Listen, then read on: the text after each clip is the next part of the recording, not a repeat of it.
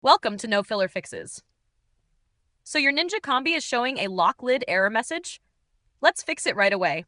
We'll start with the simplest solutions first and work our way up to the more complicated fixes if needed. First, check if the lid is properly closed and locked. The lock lidded error typically appears when the lid isn't fully secured. Rotate the lid gently until you hear a click, ensuring it's fully locked in place. Next, inspect the lid seals and locking mechanism for debris or damage. Food particles or grease buildup can prevent the lid from sealing correctly. Wipe the seals and locking area with a damp cloth to remove any residue. After that, reset your Ninja Combi by unplugging it for about 5 to 10 minutes. Then plug it back in and test it again.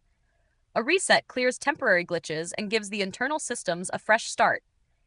If the issue persists, inspect the gasket or sealing ring for wear and tear. A damaged or misaligned gasket can interfere with the lid locking mechanism. If it's cracked or worn out, replace it immediately following the instructions in your user manual. And there you go.